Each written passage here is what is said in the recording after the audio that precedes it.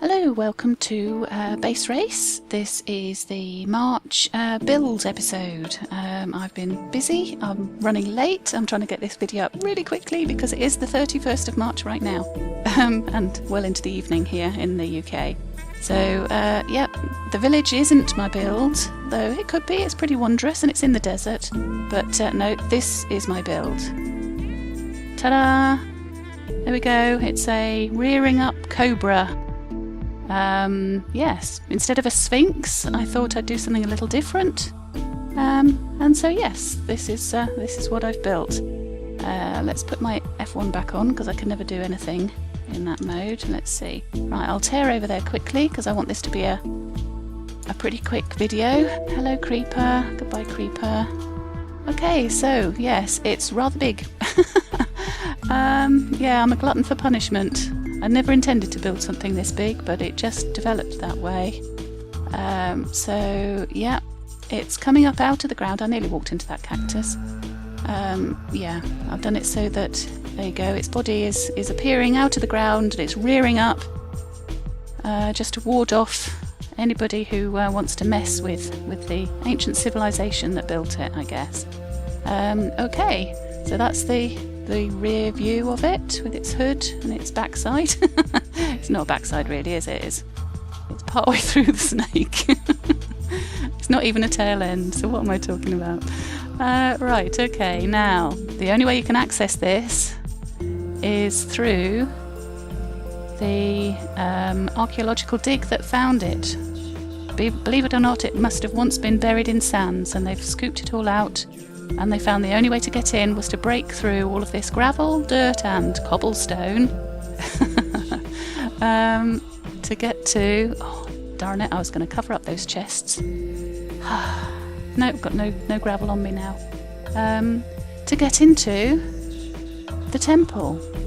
I think it must be a temple. Right, so this is the lower portion. I'm thinking this is probably a room where the locals gathered, ready for an audience, I guess, with the pharaoh, who would be up there, but I will show you this side first. This is the, I think it's probably the elders or the chiefs of the tribe or race or whatever.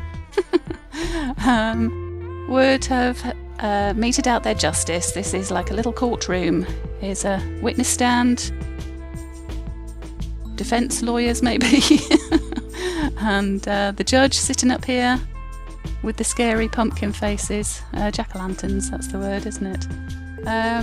Yeah, and here's the poor prisoner in here waiting to be dealt with.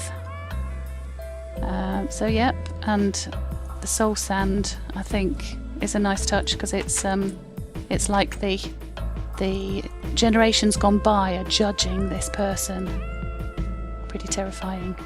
Okay, so as you can see, I've used a fair bit of the stuff there. We've got soul sand, we've got polished, what's it? Granite, that's it. The pumpkins, cactus, loads of cactus, 30, I believe. That's what it should have been. And downstairs there was some more of the polished and the oak and some of the spruce, that's the word. Spruce. There we go.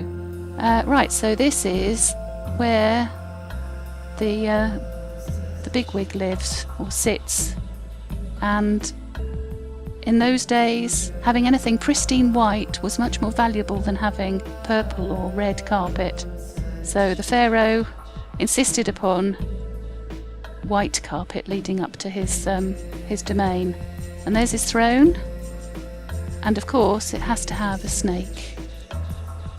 So there we've got some of the gold, the lapis, we've got the two chiselled whatsits, some of the glowstone, vines as you can see, which come in useful. In a moment I will show you. And all the way down here, I probably shouldn't jump up, but I'm going to. We have lava running all the way down one side and water running down all the other side. I'm going to get, yeah, there we go. So there's the lava and water. Thought that adds a little bit of something. Let's remove those. Bit of an eyesore. Okay, so you go up the steps. This last step here, this is where the stone bricks are. This one here is the nearest anybody's allowed to stand to the pharaoh when he's in his on his throne, because he doesn't want to be catching any of the local infections. Doesn't want to be messing with the hoi polloi. Now, how do I get up? Oh, excuse me, your worshipness. I'm going to stand on your throne. Oh, that didn't work. Let's try again. This could take some time. Oop, there we go. And then, yeah, when they were excavating out this place, they discovered that the snake throne actually pointed to something more interesting. So they dug their way up and through, up and up and up. It was quite a job digging out all of this, and this gives a bit of a clue. There's one of the chiselled sandstone blocks, and if we come up here, well, let's eat while I'm doing that. That'd be a good idea. We have the pharaoh's burial ground, burial room, and here he's guarded by the poor devils that were his best troops at the time. They were buried with him, and the gold armour represents the gold that was given to their families by way of compensation. And here is his sarcophagus. Oh, I actually said it right. Yep. And as you can see, he very much worshipped the creeper and snakes, of course, because this is a snake temple. And they're related characters, really, aren't they? Because they both hiss. So I'm sure they must have common ancestry somewhere. But yeah, so there he is. He's buried with his white carpet, his favourite, his guards, his creeper looking after him, and the souls of his ancestors keeping watch. And it's very, very well lit up here with all of the glowstone, because he was afraid of the dark. He didn't like it at all. And there's the coal blocks, redstone. These bits here are the eyes of the snake. And lapis, we've seen lots of lapis. So we've got the various, there we go, there's the other, there's one there, I believe, yeah. Chiselled sandstone, using up the 10 that we needed. Yeah, I think that's about it. Let's make our way back down. It's yeah, fairly simple build on the inside, I guess. The outside is another story altogether. Oh dear, never again. The times I fell. Luckily, I've got, hang on, let's have a look. Feather falling 4 boots, and boy have I needed them. That figure of 389 does not tell the story of how many times I actually fell. But yeah, they did the job well.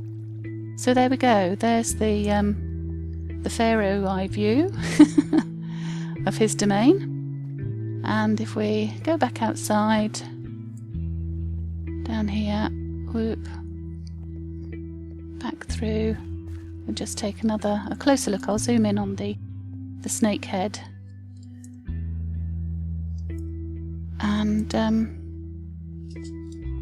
And then call it a showcase, I guess. So there it is. It looks a bit like the Loch Ness Monster, actually, from this view. Ah, dear. Let's see if I can get up somewhere. No, we can't see it from there, can we? Back up here. How do I zoom? That's not a zoom. There we go. You can see the red snake eye. He's got a little twisty tongue, and that's the hood that all cobras have, or should have. There. Okay, so that's my March build. Yes, and it was rather high and rather scary up there. But I'm very pleased with it. I'm happy how it turned out. So, yep. Thanks very much for watching. The April challenge has just been announced today, so we're straight into that, and I'm really looking forward to it. All right then. Thanks again for watching, and I'll see you next month, i.e. tomorrow probably. All right then. Bye.